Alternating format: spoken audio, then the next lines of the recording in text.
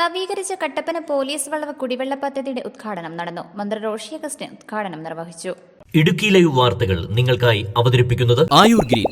മണ്ണിനെ അറിഞ്ഞു വളം ചെയ്യൂ, മണ്ണു നമുക്ക് മനം നിറയെ വിളവ് തരും. കട്ടപ്പന പോലീസ് വളവിന് ദീപ്തി SHG മേഖലയിൽ 20ഓളം കുടുംബങ്ങൾ കുടിവെള്ളക്ഷാമത്താൽ പ്രതിസന്ധിയിലായിരുന്നു. വിവരം പ്രദേശവാസിയായ സിബി നെച്ചുമണ്ണിൽ മന്ത്രി റോഷി അഗസ്റ്റിനെ അറിയിക്കുകയും ചെയ്തു. തുടർന്ന് മന്ത്രി 10 ലക്ഷം രൂപ പദ്ധതി നവീകരിക്കുന്നതിന് അനുവദിച്ചു നൽകി.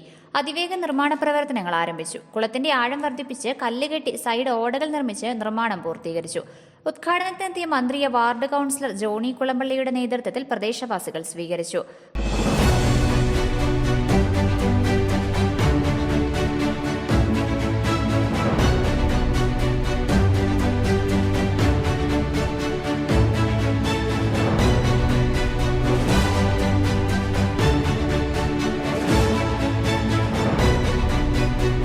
തുടർന്ന് പദ്ധതിയുടെ ഉദ്ഘാടനം മന്ത്രി റോഷി അഗസ്റ്റിൻ നിർവഹിച്ചു.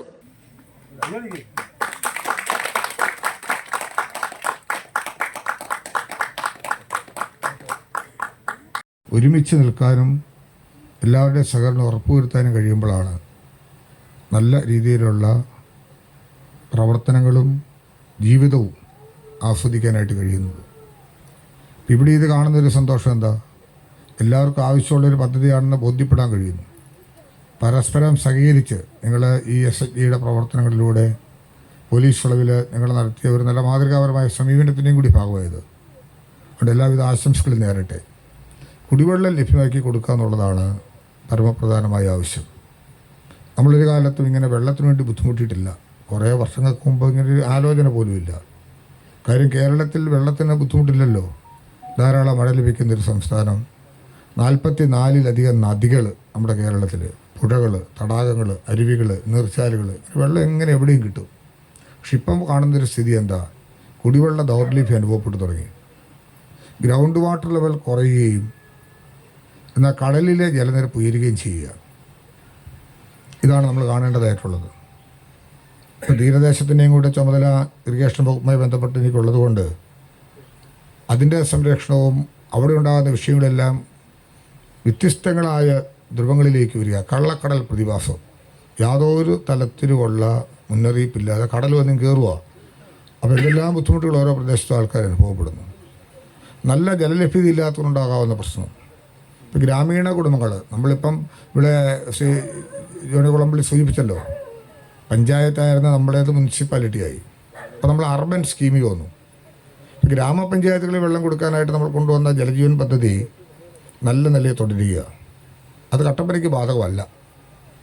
അങ്ങനെ എടുക്കുമ്പോൾ നമ്മുടെ ഗ്രാമപഞ്ചായത്തുകൾ എല്ലാം സജീവമാകുന്നതിന് വേണ്ടി നമ്മുടെ നിയമസഭാ മണ്ഡലത്തിൽ തന്നെ ഇപ്പം നമ്മൾ മുടക്കുന്നത് 715 കോടി രൂപയാണ്.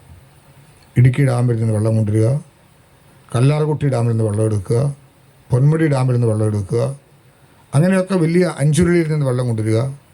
ഇതൊക്കെയാണ് എടുക്കുന്ന വലിയ മെഗാ പ്രോജക്ട്സ്. ഇതൊക്കെ നമുക്ക് ഒരു വർഷക്കാലത്തിനകം ഇതെല്ലാം പൂർത്തീകരിക്കപ്പെടും. കേരളത്തിൻ്റെ സ്ഥിതി എന്തായിരുന്നു?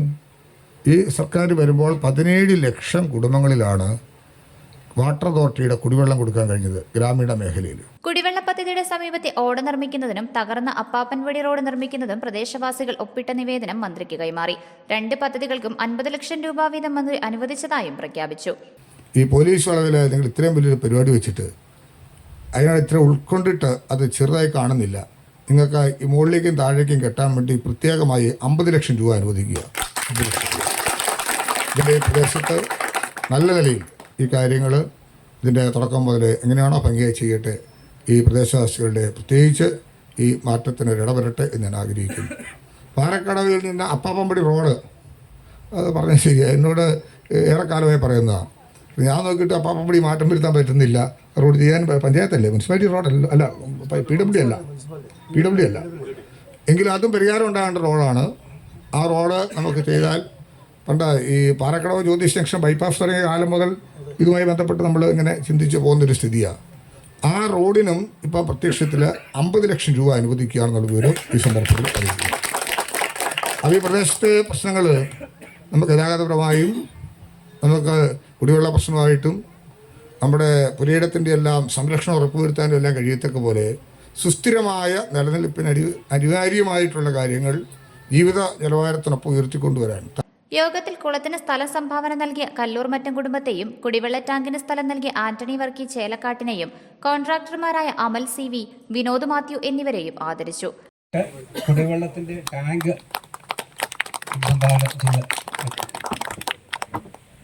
ഈ കുളത്തിന്റെ നിർമ്മാണ നവീകരണ പ്രവർത്തനങ്ങളിൽ വളരെ അമൽ സി വി, വിനോദ് മാത്യു.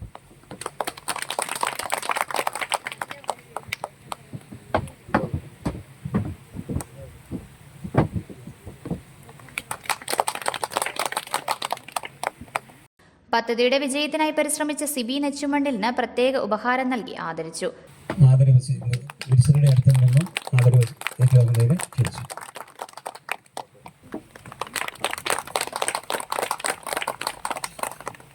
യോഗത്തിൽ വാർഡ് കൗൺസിലർ ജോണി കുളമ്പള്ളിൽ അധ്യക്ഷത വഹിച്ചു. Advocate Manoj M Thomas, Tessin Kalappura, Jose Konnakkal, PS Maridasan തുടങ്ങിയവർ സംസാരിച്ചു. ഇറിഗേഷൻ ഉദ്യോഗസ്ഥർ, പ്രദേശവാസികൾ തുടങ്ങിയവർ പങ്കെടുത്തു. Idukki live news Kattappana. Idukki live വാർത്തകൾ നിങ്ങൾക്കായി അവതരിപ്പിച്ചത്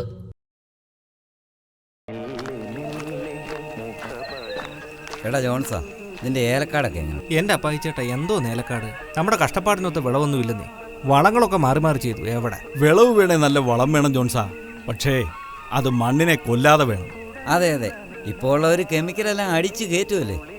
പക്ഷേ അത് ശാശ്വതമല്ല ജോൺസാ. അല്ല, നീ സാനു മാഷിനോട് ചോദിക്കുക. ഞാൻ ഉപയോഗിക്കുന്നത് ധന്വന്തരി ആയുർവേദാശ്രമം നിർമ്മിക്കുന്ന ആയുർഗ്രീന്റെ ജൈവവളമാണ്. മണ്ണിനെ നോവിക്കാതെ വളം ചെയ്താ മണ്ണ് നമുക്ക് മനസ്സ് നിറയെ വിളവ് തരും. ആയുർഗ്രീൻ ഒന്ന് ഉപയോഗിച്ചു നോക്ക്, ഇതെന്റെ ഉറപ്പാ. അല്ല മാഷേ, ഇത് എവിടെ കിട്ടും? ഹൈറേഞ്ച് എസ്റ്റേറ്റ് എംപ്ലോയീസ് കോപ്പറേറ്റീവ് സൊസൈറ്റിയുടെ ഉടമസ്ഥതയിലുള്ള പുളിയൻമലയിലെ കർഷകന്റെ കടയിൽ കിട്ടും. ആയുർഗ്രീൻ, മണ്ണിനെ അറിഞ്ഞു വളം ചെയ്യൂ, മണ്ണു നമുക്ക് മനം നിറയെ വിളവ് തരും.